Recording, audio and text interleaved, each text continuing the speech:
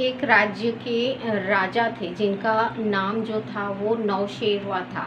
यानी वो बहुत प्रख्यात राजा थे, अपने न्याय के लिए बहुत प्रिय थे। यानी उनकी जो जनता थी, जो उनकी प्रजा थी, वो उन्हें बहुत ही प्यार और प्रेम से पूजती थी, भगवान की तरह।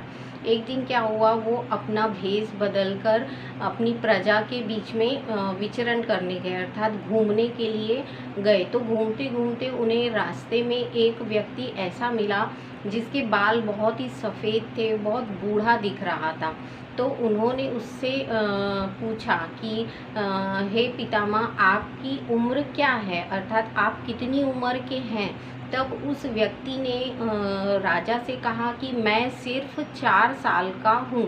तो राजा को आश्चर्य हुआ कि इनके बाल सफ़ेद हो गए हैं, इनकी झुर्रियाँ पड़ गई हैं, फिर भी ये सिर्फ 4 साल के हैं, ऐसा क्यों बोल रहे हैं। तो राजा को बहुत ही क्रोध आया, क्योंकि वो राजा था और राजा के होने के नाते उसने ऐसा सोचा कि ये प्रजा मुझसे कभी झूठ नहीं बोलेगी, पर वो व्यक्ति बोल रहा था। तो राजा ने अपने जो है गुस्से को कंट्रोल में किया, यानी अपने आप को संभाला कि क्यों ये व्यक्ति इस प्रकार की बातें बोल रहा है। फिर उन्होंने फिर से उस व्यक्ति से पूछा कि महोदय, आपकी जो उम्र है वो क्या है, मुझे सही सही बताइए।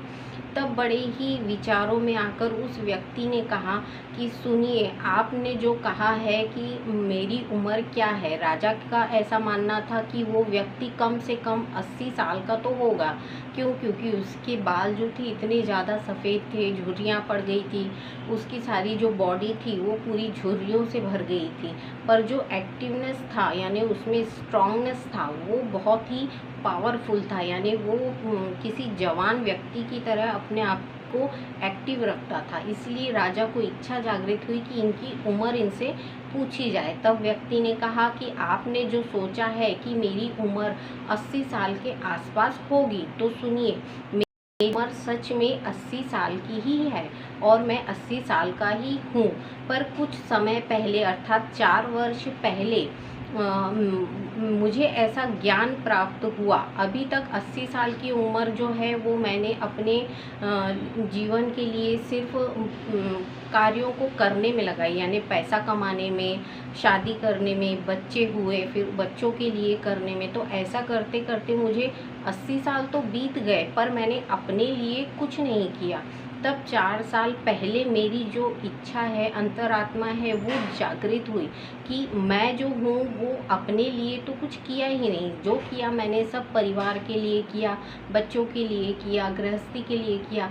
पर मेरी अंतरात्मा से फिर मुझे ये समझ में आया कि जब तक मैं दान, तप और योग नहीं करूँगा, ध्यान नहीं करूँगा, अर्थात परमात्मा को प्राप्त नहीं करूँगा, तो मेरा तो जीवन जो है वो वैसे भी व्यर्थ है।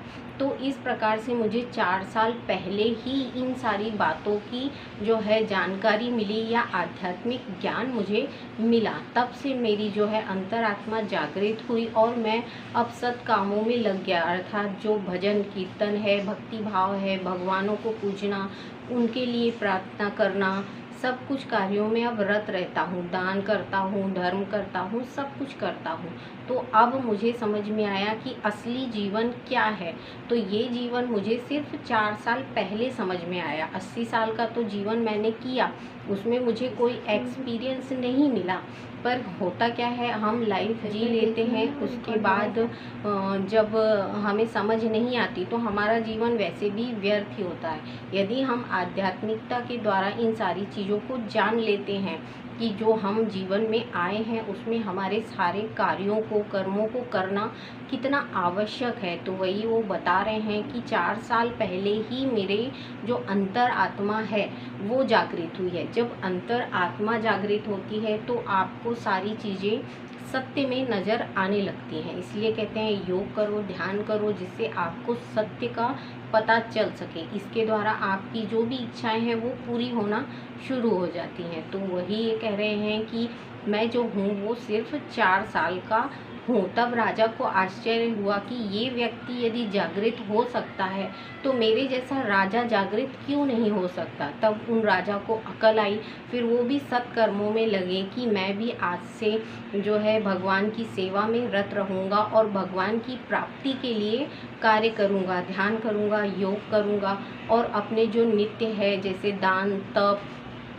इन सारी चीज़ों को बढ़ावा दूंगा। यानी वो राजा जो थे वो इतना भटक गए थे कि उनको इस छोटी सी कहानी से जो है वो उनकी आध्यात्मिक जो ज्ञान है वो मिल गया कि हमारी राह क्या है। हमारी राह सिर्फ अपनी आत्मा को परमात्मा में विलीन करना है। उनके द्वारा जो हमारा शरीर चलता है, यदि हम उनमें विलीन नहीं होंगे तो हमारा तो पतन होता ही जाएगा, हम भटकते जाएंगे। इसीलिए इन कहानियों के द्वारा हमें यही प्राप्त होती है, जो हमारी शिक्षा है कि हम अपनी आत्मा को अब भी परमात्मा के समक्ष यदि कर देते हैं तो हमारा जीवन सफल होगा।